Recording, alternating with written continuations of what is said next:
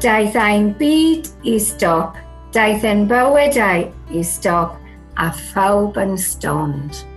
Dim mwy o beneidio mewn caffi, dim mwy o gwrdd â ffrindiau ar ôl bod yn y pwll nofio.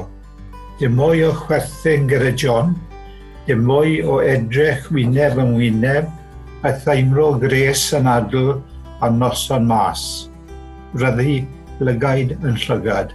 Dim mwy o afael law, na phawen lawen, dim ond cwtio o bell trwy ffenest. Megis gweld gorilla mewn zoo, yn gaeth yw unigedd. Ond mae'n dawel y dyddiau hyn yn ymwneudwyo mawr, dim ond sŵn plant drws nesa yn chwerthin a chwerthin a'i hatgoffa ond plant ein hunain, yn llenwyn cartref a hael slawer dydd.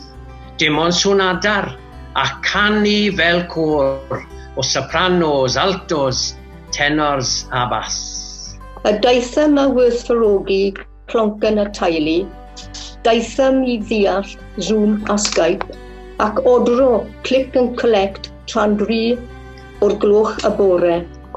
Daetham I werthfawrogi'r pethasu uwchein fel gweld chwilen ertroi. Ac nad yw Covid yn gweld ffiniau. Mae gwenu wedi gwely pob ffin.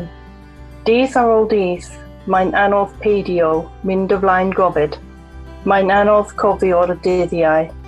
Pan ffysym yn cymryd bwyd, a bogrol, a galeri yn gannu ataw.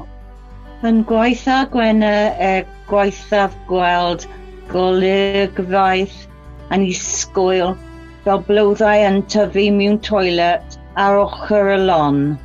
Mae'n anodd cadw'r ysbryd yn uchel pan fo'r ysbryd yn gaeth yw un agedd.